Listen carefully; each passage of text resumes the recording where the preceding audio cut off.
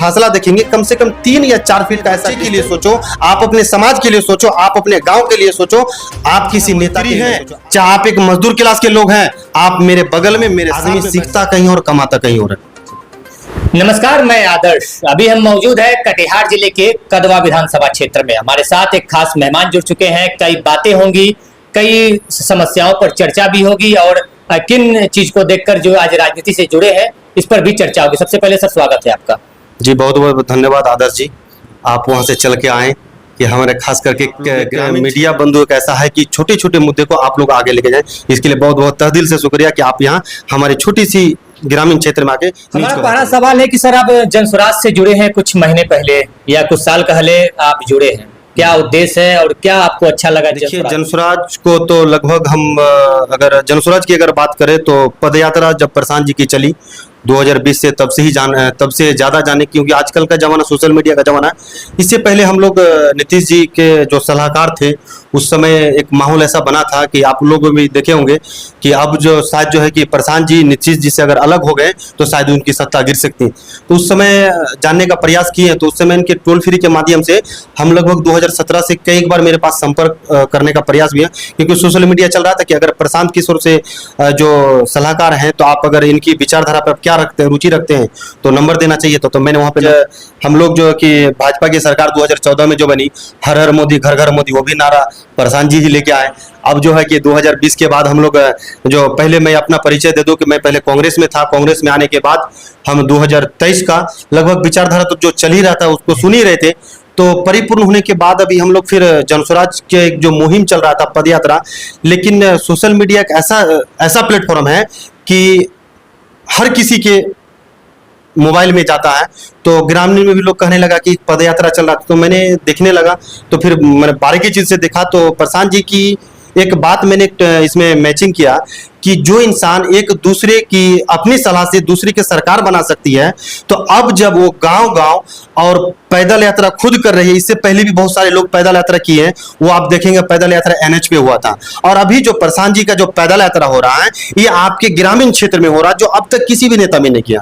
और सबसे मुझे एक अच्छी बात लगी कि प्रशांत जी का जो पद यात्रा जो चल रही है, इस यात्रा में प्रशांत जी के साथ और भी अन्य दल के नेता जो उस मंच में पहुंचते हैं, सभी को बैठने का एक ही स्टेज होता है।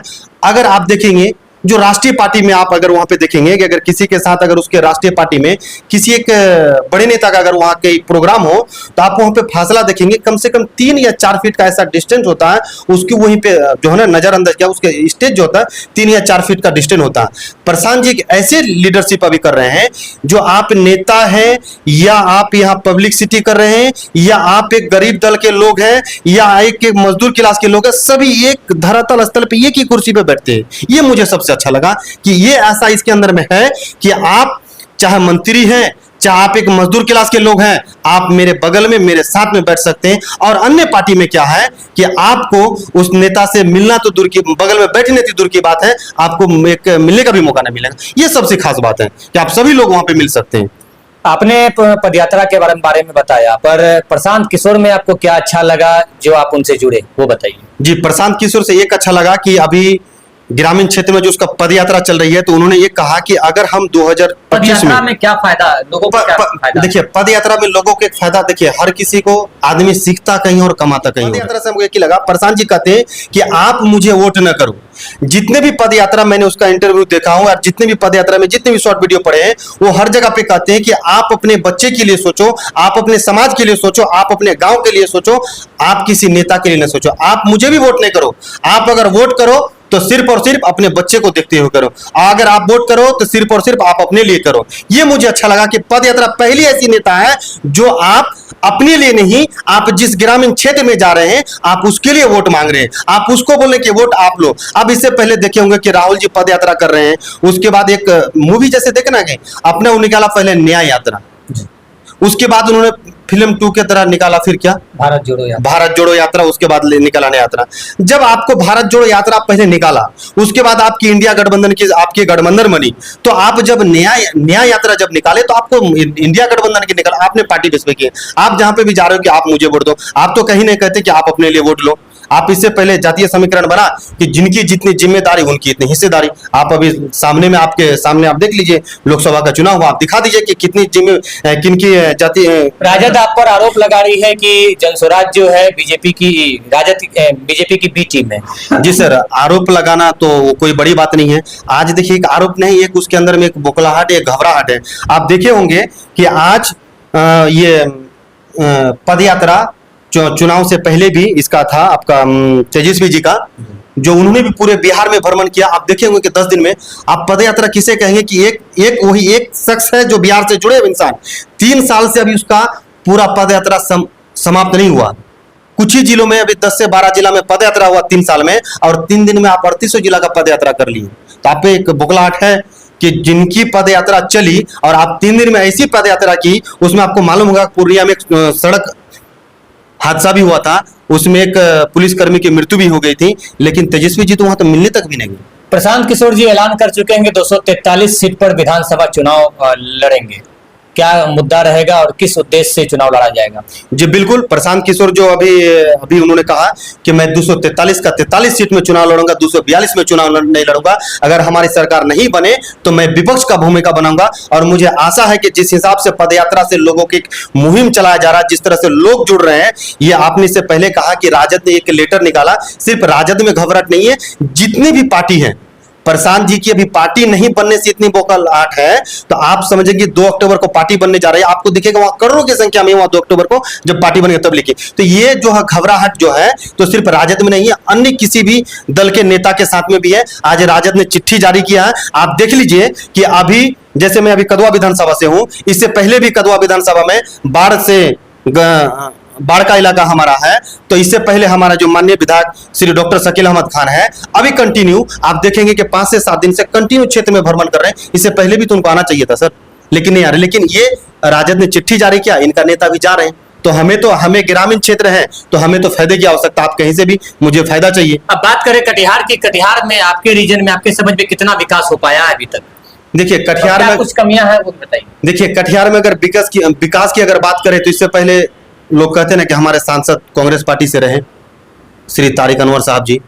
अगर नहीं है तो अभी तो मैंने कहा कि सोशल मीडिया का, जब गूगल का जमाना है, उनके फंड में अफसोस की बात है कि ऐसे नेता भी हमारे पास में है, तो सिर्फ वो अपने लिए सोचते हैं कि वो लोकल लोगों के लिए, ग्रामीण क्षेत्र के लिए, ऐसा नहीं सोचते उसके फंड का पैसा वापस चल गया। बड़ी अफसोस की बात है कि आप एक नेता हैं, आपके पास में तो ये होना चाहिए कि हमारा फंड अगर हमें 5 साल जो जोतने मिलता है, वो फंड हमारे 4 साल में खत्म होना चाहिए। लेकिन ऐसा हमारे पास नेता है जिनकी वजह से फंड में पैसा रहते हुए पैसा वापस जाना पड़ता है। तो हमारे यहाँ कटिहार वासी के लिए इससे दुर्भाग्य की क्या बात हो।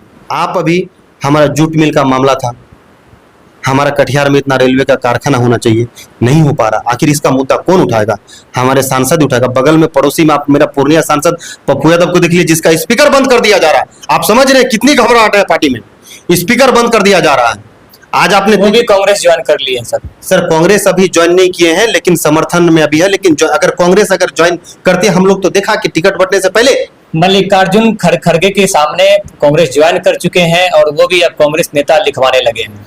सर लिखवाने, देखिए चुनाव से जब उन्होंने जब ये नॉमिनेशन नहीं किया था, उससे पहले ही कांग्रेस में समर्थन दिया था, अपना पार्टी का विलय भी किया था कांग्रेस पार्टी ने। उसके साथ जो है ना कि समझिए कि बहुत बड़ा घटना हुई, जो आज पप्पू यादव एक ऐसा जमीनी जुड़कर अगर नेता नहीं रहते तो पप्पू यादव जीत नहीं सकते। आपने देखा होगा कि आपने कांग्रेस पार्टी में पप्पू यादव ने पार्टी का विलय किया अपना, और जब टिकट की बारी आई, आज आपने कहा कि तेजस्वी यादव जो घबराहट, वो घबराहट है। आप समझ नहीं सकते हैं कि तेजस्वी यादव जी हो, लालू यादव जी हो, कि कहते हैं कि आप हमें वोट करो, हमारे तेजस्वी को मुख्यमंत्री बनाओ। पप्पू यादव भी एक यादव समाज से हैं, तो जब वो कांग्रेस का समर्थन दिया, आप उनको टिकट देने की जब बारी आई, तो आपको जब ऐसा लगा कि पप्पू यादव अगर कांग्रेस में समर्थन दे दिया, तो वहां जब हम टिकट का जब बंटवारा करें, तो पप्पू यादव के सामने में हमारे ऐसा कोई आरजेडी लीडर ना हो जिसे मैं टिकट दूं। आपने क्या किया, बीमा भारती को आपने दिखा के अपने पार्टी में टिकट का लालच दे के आपने उसे सदस्यता दिला के आपने उसको टिकट देने का काम किया और आपने जो पप्पू यादव को वहां पे हराने का काम करने का प्रयास किया। लेकिन जनता वहां पे जान चुकी थी कि आप जिस बीमा भारती को पार्टी में लाके टिकट दिया, वो अपने क्षेत्र से जो विधायिका रह चुकी है, अपने क्षेत्र का भी वोट नहीं ला पाई। दुर्भाग्य की बात है, मात्र 27,000 वोट में सिमट गई। तो कहने का मतलब है यहाँ पे किसी लोकल नेता को आगे बढ़ने नहीं दिया जाएगा और यहाँ पे किसी जाति समीकरण पे वोट नहीं हो रहा। अगर जाति समीकरण पे वोट होती तो यह तेजस्वी पप्पू यादव जी पहले कांग्रेस पार्टी में अपना पार्टी को विलय करने से पहले तेजस्वी जी से भी मिले और लालू यादव से जो मिले, आप उसका वीडियो सोशल मीडिया के माध्यम से आप देखे होंगे, नहीं हुआ। आज पप्पू यादव को तो शुक्रिया अदा करना चाहिए, इतना होने के बाद में भी आज बीमा भर्ती के उनके लिए प्रचार कर रही है। तो आप समझ रहे हैं, उनके अंदर में तो वो नहीं है, उनके अंदर में ये है कि हमारे समाज में विकास कैसे हो। मैं दावे के साथ कह सकता हूं कि अगर यहां इंडिया गठबंधन जो बिहार में हुई, अगर ये लोग टिकट में अगर बढ़िया तरीके से समझौता करके करती तो आज कम से कम 50-50 यहाँ पे सीट निकल सकती थी। जनस्वराज में महिलाओं और युवाओं को आखिर क्या भागीदारी मिलेगी, किस तरह से इन लोगों को आगे बढ़ाया जाएगा? देखिए, यहाँ पे सबसे पहला जो जनस्वराज में जितने भी युवा है, युवा तत्व के लोगों को ज्यादा इसमें भागीदारी मिल रही है। और सबसे मजे की बात यहाँ पे क्या है ना कि प्रशांत जी जो कहते हैं कि यहाँ पे कोई पहले से जो नेता है, दिग्गज नेता, हमको ऐसे लोगों की आवश्यकता नहीं है, हमें ऐसे लोगों की आवश्यकता है जो समाज की बात, जो मुद्दे जमीनी स्तर से जो मुद्दे की बात करें, हम ऐसे लोगों को बढ़ाएंगे। वो अगर ये नहीं कहते हैं कि आप पहले सांसद रह चुके हैं तो हम उसी घर से लेके आएंगे, आप कल विधायक रह चुके उसी घर से लेके आएंगे, आप पांच बार ये जिला परिषद उसी से लेके आएंगे।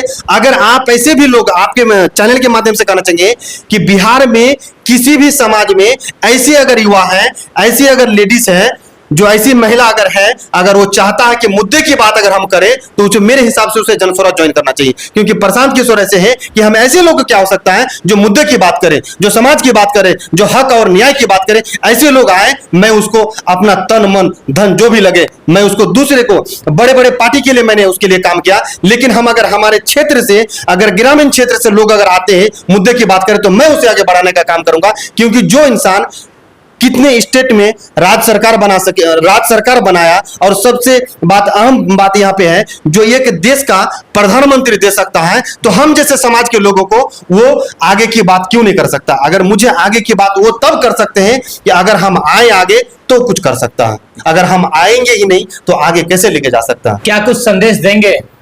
संदेश यह देते हैं कि सबसे पहली बात प्रशांत किशोर जी की बहुत बहुत धन्यवाद देते हैं कि उन्होंने अलग अलग पार्टी के लिए काम करने के बाद, हमें तो खुशी गर्व की बात है कि आज अनेक दल के काम करने के बाद आज एक ऐसा दल बनाने जा रहे हैं कि पद यात्रा के माध्यम से वो ग्रामीण क्षेत्र में उस युवा को, उस महिला को संदेश दे रहे हैं कि आप जो है कि अपनी समाज और अपनी हक की बात करने का एक ऐसा प्लेटफॉर्म बनाने जा रहा है जो 2 अक्टूबर को। तो हम यही कहेंगे कि कटिहार के लोकसभा क्षेत्र के सभी जनता, सभी आवाम से गुजारिश करेंगे कि आप जनस्वराज का जो विचारधारा है, इस विचारधारा को सुने और सुनने के साथ अपने हक और न्याय की बात करने के लिए जनस्वराज से जुड़े। मैं परिचय क्या हुआ? परिचय, मेरा नाम मोहम्मद बहारुद्दीन, कदवा विधानसभा मेरा घर हुआ और एक कभी समाज सेवी हैं। इससे पहले मैं कांग्रेस में 5 साल अल्पसंख्यक प्रकोष्ठ के प्रखंड अध्यक्ष रह चुके हैं। उसके बाद 2022 में यूथ कांग्रेस विधानसभा का चुनाव जिसमें हुआ था, मैंने 2500 वोट लेके आया। उसमें कुछ वोट रिजेक्ट होने के बाद 1200 कुछ वोट मुझे मिली, जिसमें हम लोग 3 साथी थे, जिसमें से किसी को 400 मिला और किसी को 200 कुछ मिला और जिसमें 1200 कुछ मुझे मिला। तो एक ऐसा मैसेज हम आपके चैनल के माध्यम से देना चाहेंगे अंत में, एक शेरो शायरी के साथ। ना पूछ कि मेरी मंजिल कहाँ है, ना पूछ कि मेरी मंजिल कहाँ है, अभी तो सफर का इरादा किया है, अभी तो सफर का इरादा किया है, ना हारेंगे हौसला उम्र भर तक, मैंने किसी से नहीं अपने आप से वादा किया। तो ये वादा हम कहेंगे कि सभी कटिहार वासी अपने आप में ले और हक और न्याय की बात करने के लिए आपको ऐसा प्लेटफॉर्म जनस्वराज, प्रशांत किशोर जी की अभी जो टीम, ये पार्टी जो बनने जा रहे हैं 2 अक्टूबर को, जिसमें अभी करोड़ों की संख्या में गांधी मैदान में लोग आ रहे हैं। तो अब समय बहुत कम है, आप प्रशांत जी का विचारधारा को जानिए और समझिए, और समझने के बाद आप लोग 2 अक्टूबर को पटना पहुंच के उसके विचारधारा के साथ अपने हक और न्याय की बात करने का अभी से जज्बा और जुनून उठाइए, क्योंकि अब तक हम लोग एक पूर्वजों के नाम पे चलते आ रहे हैं। पार्टी आज बोलते ना कि पार्टी एक पूर्वजों को बन के रहेगी, उस तरह से आज हम लोग का वोट भी पूर्वजों की बन गई। मैं आपके चैनल के माध्यम से कहना चाहूंगा, देश को दो ही लोग सुधार सकता है, एक वोट लेने वाला और एक वोट देने वाला। अब तक हम लोग देखते आ रहे हैं कि जब से देश आजाद हुआ हम लोग वोट करते आ रहे हैं, दादा से लेकर परदादा तक पार्टी के नाम पे वोट दिया हम लोग ने। पार्टी के नाम पे वोट देते देते आज तक हमारा किसी में सुधार नहीं हुआ। तो अब मेरे हिसाब से कि आप प्रशांत जी का विचारधारा को समझिए और वोट देने का आप समीकरण को चेंज कीजिए, क्योंकि जिसको हमने वोट दिया वो नहीं सुधर सका, तो अब वोट देने वाला सुधरिए, उसके बाद अपना हक और न्याय की बात कीजिए। यहीं से अपनी बात को समाप्त करता हूं, धन्यवाद। तो अभी आपने सुना बहारुद्दीन जी को, जिन्होंने बताया कि किस तरह से आखिर जनसुराज जो ज्वाइन किए उनका मुख्य उद्देश्य क्या है, साथ ही कटिहार की मूलभूत समस्याओं को लेकर इन्होंने कई बातें भी बताई। साथ ही हमारे साथ बने रहे, तब तक के लिए धन्यवाद।